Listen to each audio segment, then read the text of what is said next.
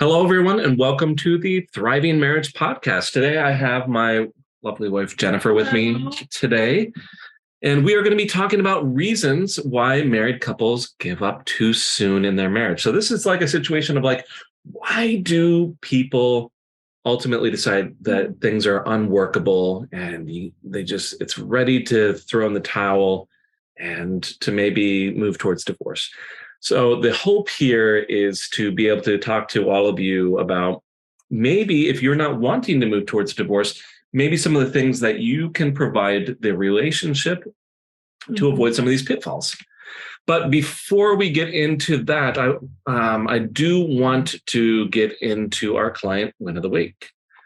This is a big win from our client, Nicole. Actually, I we were looking over this just before this, and it's like, oh, it's Nicole because it's great. Nicole has been a great person to work with, so she was very kind to share this. She says, with a lot of work from Mark, Heather's masterclasses, and myself, we are slowly working things out. While we step carefully along our new path together, I wanted to let people know that it can be done. It's hard work and takes a lot of time and effort. But if you know it's what you want, then you'll be sure to put that time in and you will only see the benefit. She says a lot more in this post. She talks about spending more time together with her husband and taking things slowly and getting to know her husband again and getting away for a few long weekends. But effectively what we're saying is, yes, I want to recognize that Nicole was very patient with this situation. And there were times when it looked like it might not have worked out. And I'm really happy to say, it's good to see progress like this. And it's good to see results. Sometimes when we share our wins, it's not always, and it all worked out. Yeah, sometimes it's showing the progress made along the way. And I appreciate seeing that as well, because, sure. And in this case, it is. And it all worked out sort of scenario. So it's always nice to have these moments as well. I believe that we had there it is.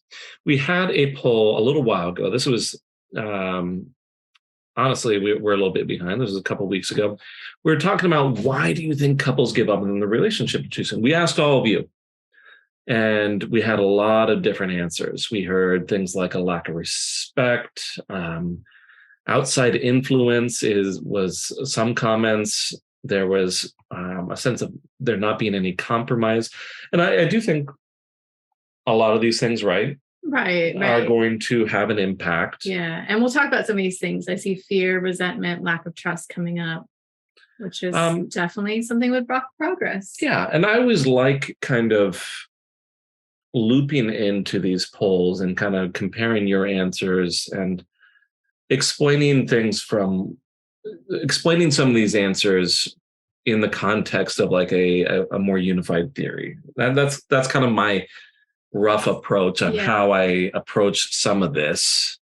But I wanted to get into what we think some of the reasons are why people give up a little bit too soon. So do you want to start us off, Jen? Sure. Well, sometimes people don't really know what they want to expect it to be. So there's some unrealistic expectations, maybe some vague ones. It's not being clear and realistic about the goals, perhaps. I think a lot of it, when you hear a lot okay, if to fix your marriage, you need to work on, there's almost like a very, very common thing that everyone says that they need to work on. It's communication, right? Yeah. And so we're saying, I personally think that this has a lot to do with where some of these unrealistic expectations come from. I think it is a lot of poor communication around expectations. And not just to your spouse, but maybe even to yourself. It might be muddled what it would look like when it's at a situation where you feel it's healthy. You might not even know what that looks like. Mm-hmm. And I know some people that haven't experienced it and they've asked, I've heard them ask well, what would it even look like to have, a safe, reasonable expectation here or there with certain things. And they can't even verbalize that. So getting clear about that seems important. Yeah, I do think like being very clear about what you're expecting does help an awful lot. Uh, I do hear over and over again like people who say that I've been telling my husband or I've been telling my wife this is what I want over and over and over again, and I do recognize that does happen. Like even you and I, we sometimes feel that we're being very clear with what we're expecting, but I would say there is a fair number where this is not the case. Right. And even people that try to communicate well and have reasonable expectations, sometimes, like Mark said, don't communicate that well between one another. We're like, well, they should know because I'm acting this way. Yeah. I mean, there's another side to this, though. I do think that it's not just when we're talking about unrealistic expectations, it's not just about communication. I think sometimes, I think it's about there's a lack of support for some high standards or expectations. I can think of, as an example, the stereotypical husband who comes home and, is expecting dinner and then wants a sexy evening with his wife. And meanwhile, the wife doesn't feel supported and tired and frazzled from the day's events. So it might be a reasonable expectation to have intimate moments, physically intimate moments as a couple. But if there isn't some support behind some of those expectations, it can really lead to poor results as well. Yeah. So like, I absolutely think that sometimes like even having a very high expectation is fine. And maybe some examples of that would be like spotless house or a husband that comes home at a certain time, maybe like, has reasonable work hours, but, is maybe in a situation where that's not possible. And I think an expectation like that is fine if there's a high amount of support for those expectations. Yeah. Because like one of our favorite sayings is, you got to commit to what you want and you got to show that. So if you say, oh, I would like to, have a spotless house. Okay, well, what are you committed to? Not just your spouse, but how are you committed to having a spotless house? Tell me about that. Yeah. Or how are you committed to having better communication? What does that look like for you? Do you really, really need your spouse to be a high earner? Okay, then are you committed to supporting that spouse and having the intense schedule that's probably needed to be a high income earner? Are you supporting the situation, understanding that they're going to be home late, that they're going to be tired, that they're probably not going to be helping out around the house as much? In all likelihood. Right. And are you thinking about it from both ends, yours and your spouse, and what that looks like so that you can give support for both of you? Yeah. So, yeah, exactly. Like, what are you doing that to support that situation is a really good question in a lot of these scenarios. So another example, do you want more connection and love? If that is an expectation within your relationship, then are you providing the environment for connection and love to happen? And we might say, and I hear this a lot, my wife should, or my husband should, be doing all this. And honestly, I think it's a lot better, a lot healthier to be looking at this as if this is your request, then how are you approaching it to allow for that to happen? Yeah. Like maybe your wife should be more seductive or whatever it happens to be, but then are you actually supporting them, communicating some of those expectations and supporting them to allow for that to happen? So I want to ask you then, okay, so how do some of these problematic expectations, how does this actually lead to the downfall? Like if we had to follow the thread, follow the path there, what do you think? Why does unrealistic expectations, does that tend to lead to? Well, if we're going to just break apart the word here, you've already said realistic. So maybe reading someone's mind is an unrealistic expectation, first of all.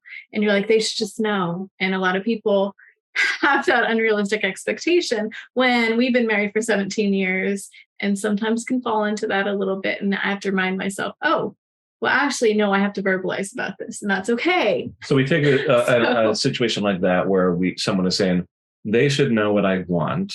Yeah. So what happens there is that leads to some unspoken expectations, some disappointment. And Resentment. then you keep taking that down far enough, and it turns into a lot of resentment that you hold on to. It turns into a situation where that person who's holding on to the resentment isn't contributing emotionally as much into the relationship. And you get this just unhappy situation. Mm-hmm. This is essentially that thread, like where all this leads. And you might even begin to say things like, well, I don't even want to tell you when you would do it anyways. Or stuff like that. It starts coming out as snarky, maybe even, because it's going to come out sideways. Exactly. When you're unhappy like that. Number 2, our second reason here why couples give up too soon. I feel like this is the biggest one. No actionable plan. Like you ask them, well, you want these things. Well, how are you going to get there? Mm-hmm. And we talked a little bit about the, expectations, but like sometimes you need more than healthy expectations. You need support. You need time,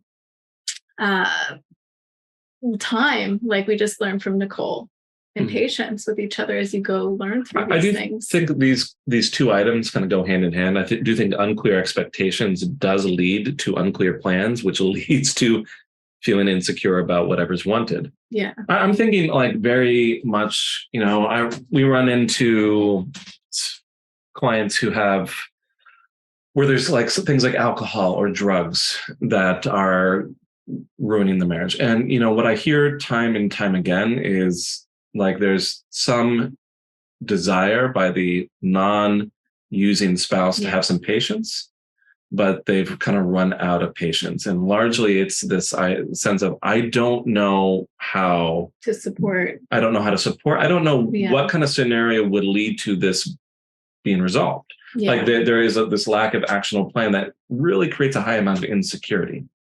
Right. And you give up at some point if you don't have an actionable plan. Yeah. I do think I think you were saying earlier, like, let's pretend you've had clear communication about needs and expectations. Because your clear communication, if we use your example, could be like, you need to stop using drugs. Sure. And that you've provided enough support for all of that. Let's say that you're encouraging them to go to like AA meetings, or you're offering to get babysitters so you can go to counseling. Then why isn't anything happening? And, often this comes down to there not being a very clear plan to solve problems or meet needs. Maybe it's because there hasn't been proper professional support. Maybe it's because there's a problem with follow through, which I still think it could be solved with proper professional support. I'm thinking of another example. Recently I spoke with a couple where connection has been missing for many years. A lot of resentment in the scenario. And when speaking with one of the spouses, they claimed that they thought everything was fine, and so believed that nothing needed to be changed. There didn't appear to be a clear plan on how to fix the problem, but it was a lot due to being unclear with the expectations. And when the expectations were a little bit more cleared up and there's a pathway for requests to happen, to be acknowledged and supported, everyone started feeling, it didn't solve everything, but everything started feeling a lot better. I think that can reduce some anxiety and stress to be like, okay, I know it might take time, but at least we're starting down this path and I know what the first few steps feel like.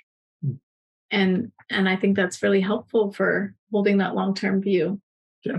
I think if this is your case, I think a really awesome place to start is to start with taking responsibility and action for the pieces that you are responsible for.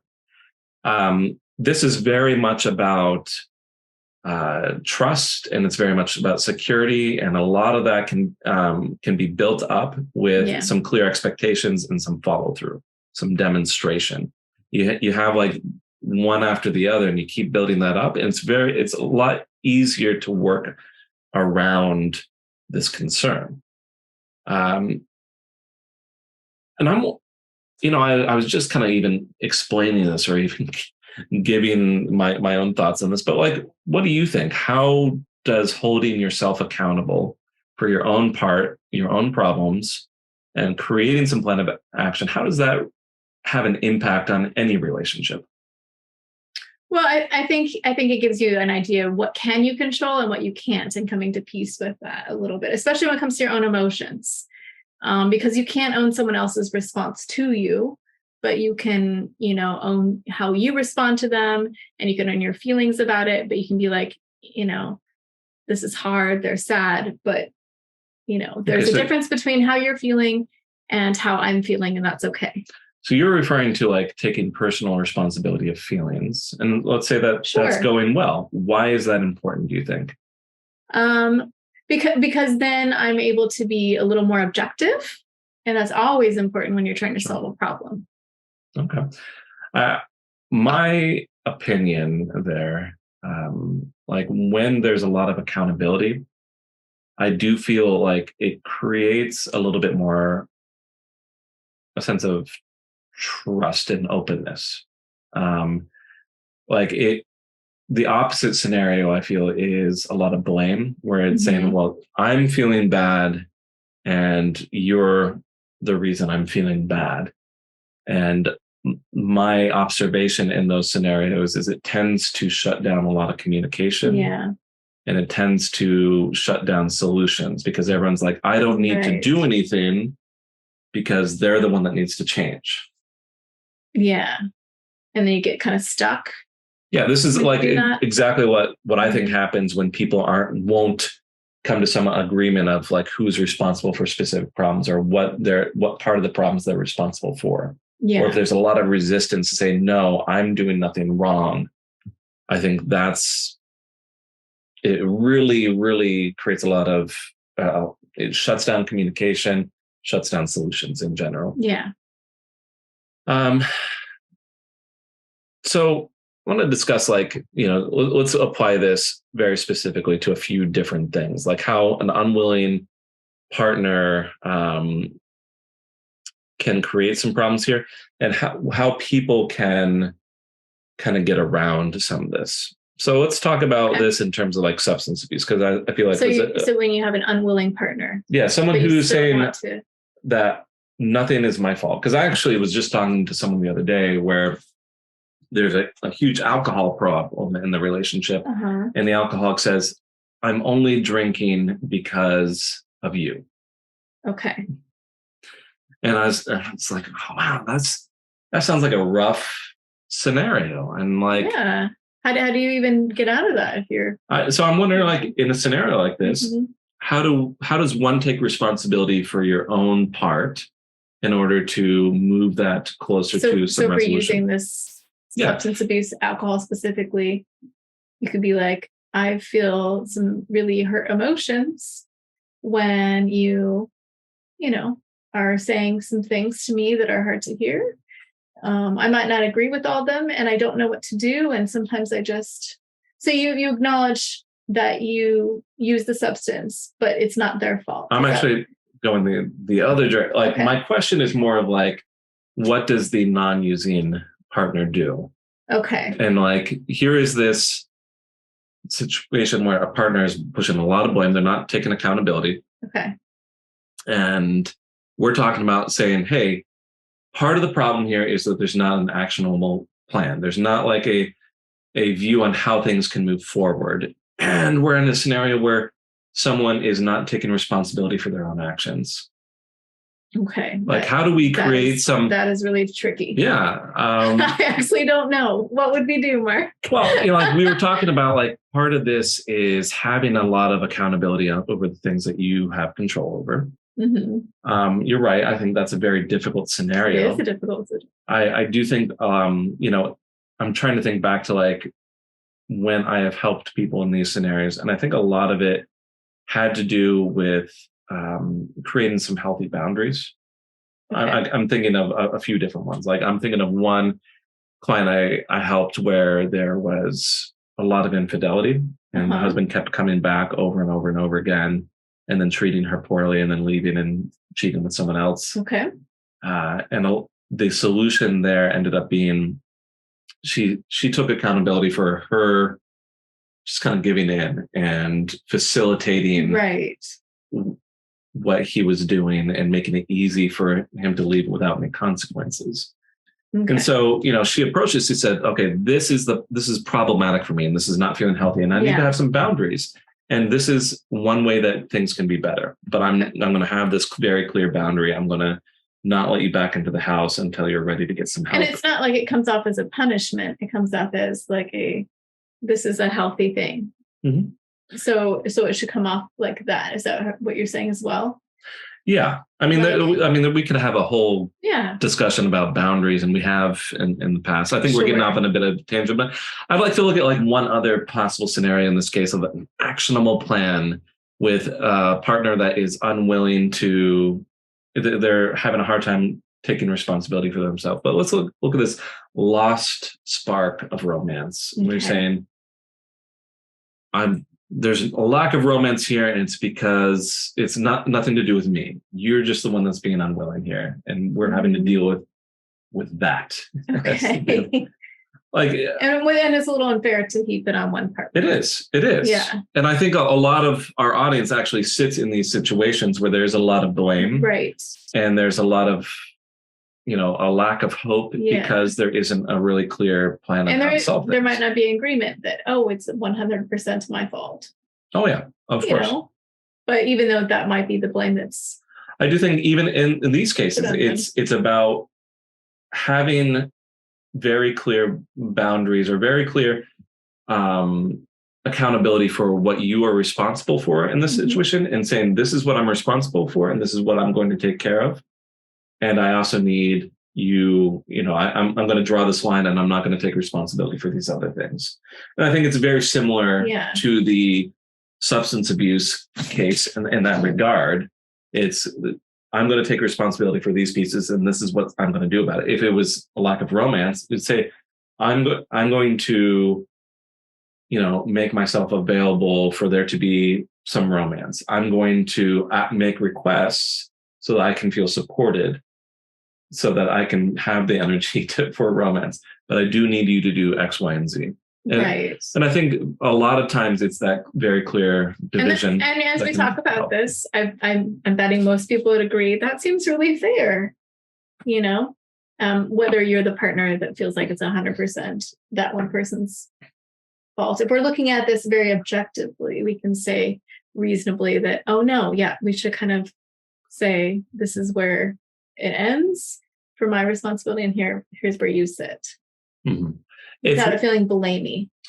If you all feel like we're being unclear on like what's expected here, please let us know in the comments. But essentially, like, the pitfall here is not having an actionable plan. And I think you would agree the solution seems to be having very clear accountability for your own actions and taking action on that. Yeah. Right. Yeah. Good summary. Sure. All right. Number 3 on our list of pitfalls, why people give up too soon, is having a negative view of failure. What do you think about that? This is an interesting one. It's almost like I don't even want to try because I don't believe it could work, or I've failed before. So I go through the pain of this when I know it, like I feel like it won't work out. I hear a lot of people, their spouse says, I don't want to just go in circles and go back to where we started. Almost like if I come back, if I consider the relationship, I'm just going to get stuck again. It seems like in that case, there's disbelief. Yeah. And I find that interesting. I mean, there's a lot of different things that can contribute to this sense. Yeah. Of like, I don't know if I can trust that there's actually going to be changes.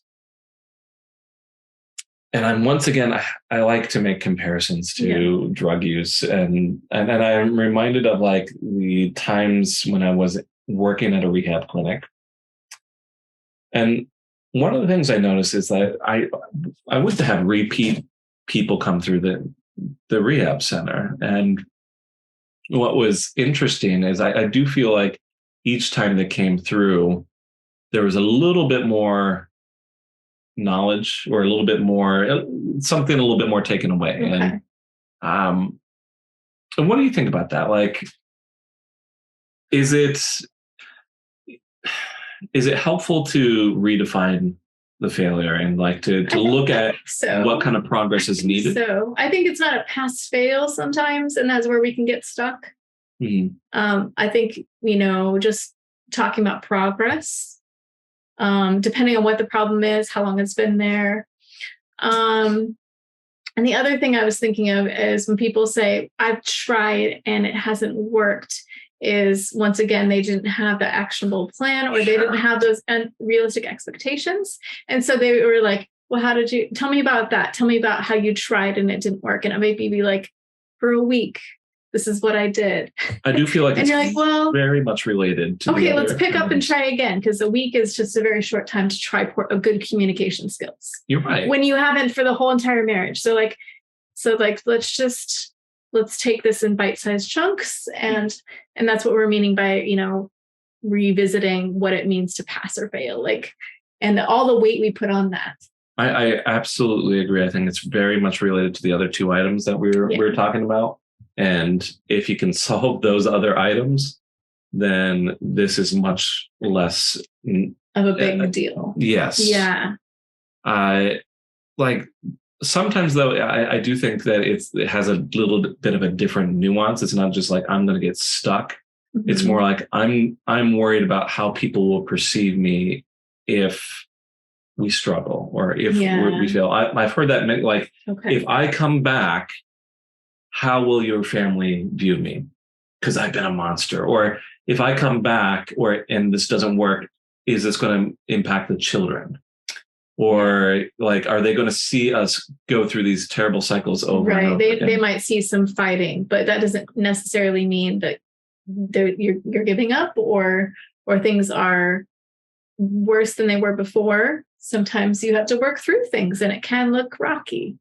But that specific one, I don't know if I've talked to you about this, of how many times I've heard this kind of excuse of, if I come back, how will people view me? Oh.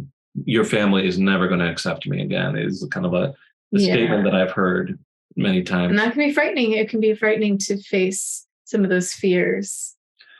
I do think that it's a legitimate fear that needs to be acknowledged. Will that be accepted is a basic fear of everybody?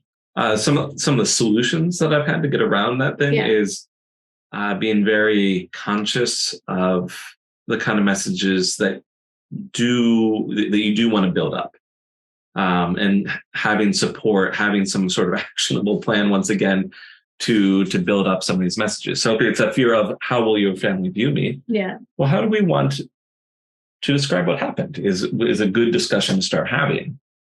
That's a great one to get past that. I like that a lot. Or if it's I don't want our kids to see that we're struggling, it's the same idea. What kind of message do we want to impart to our kids? What kind of lesson do we want them to take away from this? Because you can frame failure, not failure, you can frame trying as not giving up, as having some grit. Even though things you can explain to your kid that, struggle is part of, having success. So I mean, you could easily have a positive message to say, we stuck in this, not because we're stuck, but because we want to make sure that we're doing everything we can, because marriage is important. Because it's important for us to both be here for all of you might say to the kids, or whatever happens to be. So what we're saying with this third one, negative view of failure, is that maybe you need to figure out how you're telling your story to yourself and your spouse together. Or that there's some agreement on what kind of messages are good to build up, and how do you want to view some of the struggles? Yeah. And how are you then supporting that view? If you're saying we are going to try no matter what. Right. And then what are you doing? And then how do you support your spouse in that narrative? Yeah. Exactly. That we're trying, and this is what trying looks like, and it's all right, and we're here for each other.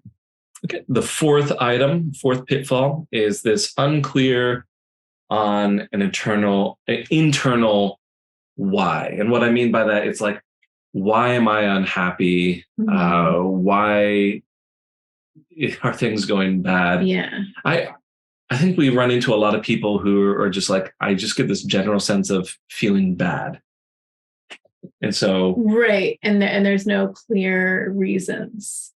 necessarily, or like, because then you don't know what your actual plan is if you don't have that. Case in point, very clear example. Had someone come to me the other week. They said, my husband has a history of leaving relationships when they feel like they start feeling like work. Hmm.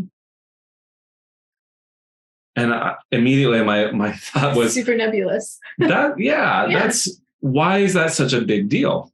What is actually being asked for in the scenario? What are the expectations around relationships? What's wanted? And,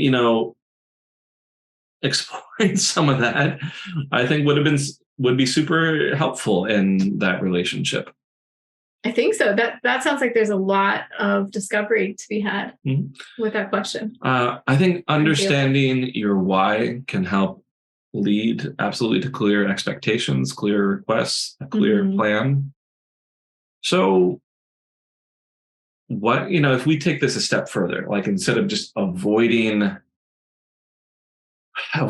disaster, why is it helpful in a healthy relationship to have very clear kind of internal personal insight about what you want? Well, it creates better communication. Sure. If we're revisiting some of these things, I think it takes care of a lot of it. You have clear expectations about who's responsible for what and where the boundaries are. Makes it easier to make requests and create an actionable plan. And supports whatever is trying to happen here. With your words and your actions. I think not to pat us on the back, but I think we do a good job with having personal examination, or we do a good job of personal, like internal examination, and being able to talk to each other about how we view each other. And every once in a while things do get muddled, and there does tend to be like a big revisit. But usually, because we're redefining failure and success once again, it's like daily. Sometimes there are some small clearing ups that need to happen for good communication. And sometimes you have to be like, no, let's stop the bus for a minute. And we need to spend some time getting clear on this big, the elephant in the room, or whatever the elephant happens to be at that time. So the last pitfall, the last reason why people give up a little bit too soon here is sometimes they focus on immediate circumstances or feelings instead of a long-term perspective. Some examples of this, especially around COVID, is they'll say, this time period recently was terrible and I was unhappy and we never got out and, it was so stressful, without looking at like, what contributed to that? What contributed? So maybe there was something really big societal wise. I mean, sometimes I hear like what I consider, I'm going to say what I consider ridiculous scenarios where they're like, I've been unhappy for the last 6 weeks. And I'm like, oh, what's going on for the last boo-hoo. Like, oh, really? 6 weeks? You've been unhappy for 6? Like, that's a real example where, like, someone's like, I've been unhappy for the last 6 weeks, and so I'm calling it quits. And I'm like, come on. 6 weeks is a short amount of time. Especially if you've been together for a long time and have a lot to lose.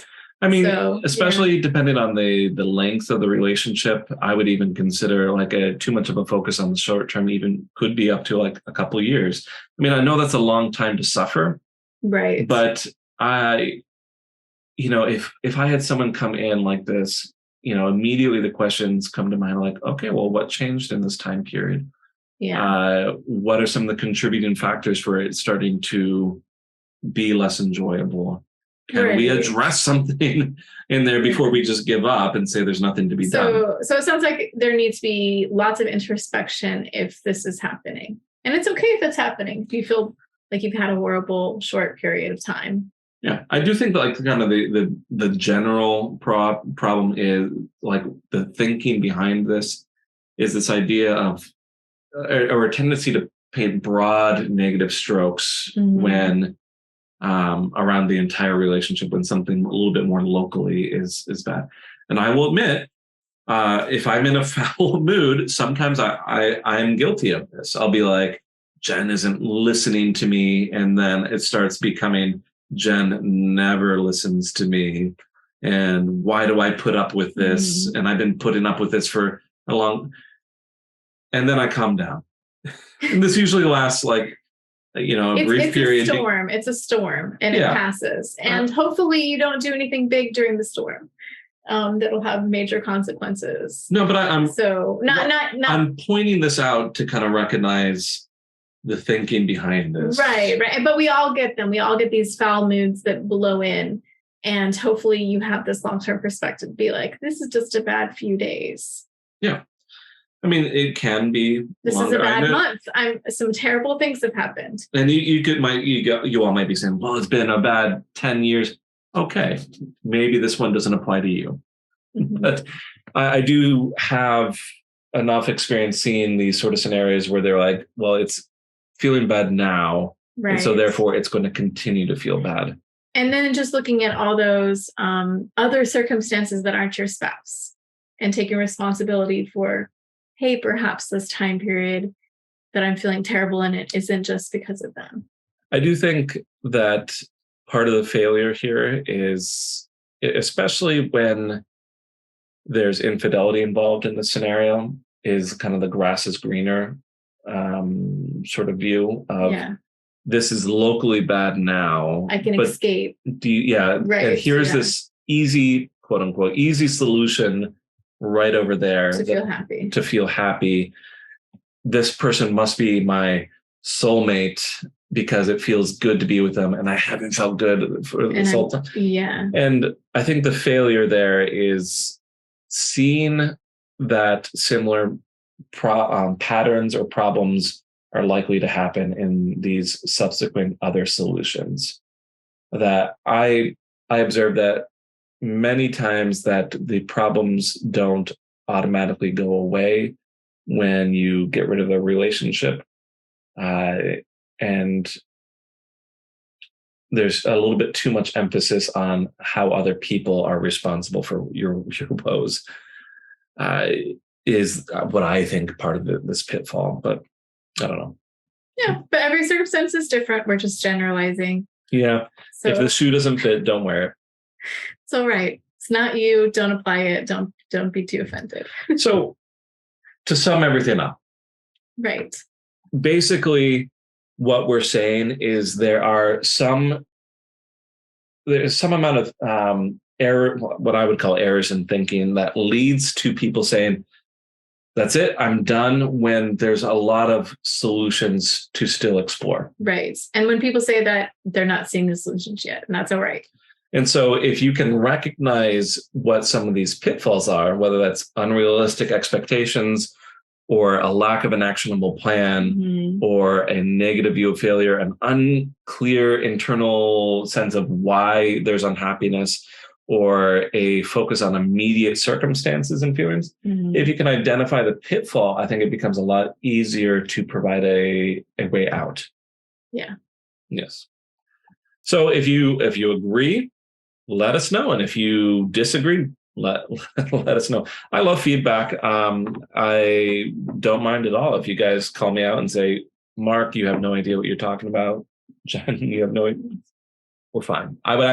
I relish in that sort of scenario because, if I can learn something new, I really enjoy that scenario. Sure. So last bit here, Marriage Mythbuster. Our Marriage Mythbuster. Yeah.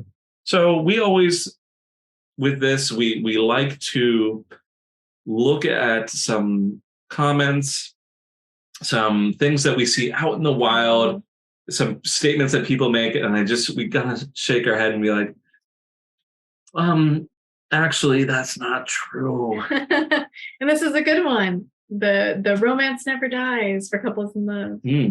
Like, it should always feel like that fresh new love. Otherwise, something's terribly wrong. So is this a myth? Well, yes, because we're saying so. So I'm going to say the truth here. Well, there's been a few rare occurrences where I say, hey, this one is partially true. This one hasn't. Yeah. In this case, what I would say, what the truth is around this is that romance is less likely to die for couples that focus on maintaining romance. Shocker. I do think that a lot of long-term relationships where romance dies, it's because they are not giving adequate attention. Yeah, I would say because life becomes complicated. No, there's a lot of good reasons. Right. Like you're inviting somebody into your life that might have not been in all the areas before. And now they see all the cracks of the things you deal with, all your stresses. And of course, that's going to impact. Well, I think it's absolutely easy for, like you said, when new things get introduced, like it's absolutely easy as well to become complacent as other stressors get introduced and as your attention needs to get split into many different areas, whether that's your career or kids or volunteer coaching for the soccer team or religious responsibilities or community, whatever it happens to be. It's really easy to say, you know what? My wife will still be there when I come home in the evening and she'll understand. And so do I really need to buy the flowers? Do I really need to light the candles? Make the gestures? Do I really need to go out on a date this week? We went on one last week. It's so much easier for me to just sit and play video games instead. It's something like that. What I would say is complacency. Complacency is the enemy. Complacency leads to atrophy. Complacency is the enemy of romance. I'm going to make the statement there. Comment on that. What do you think? Yeah. Sure. Complacency is the enemy of. I would say that romance. I'm going to make even further statements, and you can call me out, please, if you disagree. Romance tends to come from proactive action, focus, excitement, openness, and acceptance. I like that last one you said, acceptance. So it's not, it's not entirely. You can have a lot of acceptance in other relationships. You can even have a lot of these things. But it makes it easy to have fun. It makes it easy to enjoy the other person. It makes it easy to have connection. Yeah. And that leads for opportunities for the romance to happen and spark naturally. I'm not going to, we could have a whole segment on how to build romance and so on and so forth. But I do think, and I'm not going to say this is an exhaustive list or this is the definitive list, but I do think that these things are really helpful in contributing to a more romantic scenario, like proactive action, focus, and making your relationship a priority, excitement, openness, acceptance. Yeah. And maybe I'll leave it with one last comment that I'm going to revisit because I like this idea that what are you committed to? If you want more romance, how are you going to be committed to that? Yeah. So go out and do it. Yeah. I mean, what about our romance? We've had discussions like this. I think we do well. We keep up a really good narrative. Well, I'm gonna point out that you and I don't always get out on dates. And we want to. We want to. But I'm going to also point out, and we still end up spending a lot of individual time together because we've made that a priority. Right. And so then it feels like we have many romantic moments because there's a lot of focus on one-on-one attention. Because that's what we need. We don't have unrealistic expectations. We say, hey, we've got some time to go for a walk or hit the cafe that's in town. I think another big factor for us where we have maintained romance is I feel like we've done a good job many times of protecting our relationship from some of these other outside things that could steal our attention away, such as having some clear, I'm going to say clear, but I'm going to put it in quotes, somewhat clear boundaries that protect our time from the kids, from work sometimes. And I think also just like we both feel it's a priority to spend time together. Oh, yeah. I think quality time is what keeps it alive.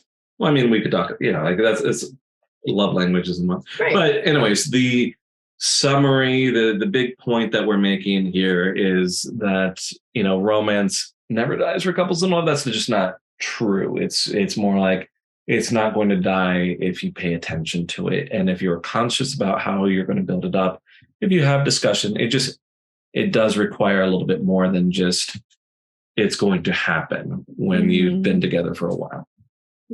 Yeah. Anyways, Next week, we're going to be talking about how to give space in a relationship. What's a healthy amount of space? What's not a healthy amount of space? And, I think a lot of this, we could center around a word like codependency versus autonomy. And, anyways, we're going to be talking all about space and how that impacts things. So if that's of interest to you, please come back and listen to us again. Otherwise, thank you all for listening. All right. Thanks for listening to The Thriving Marriage, your A to Z blueprint for not just surviving marriage, but thriving. Until next time, my friends, thrive on.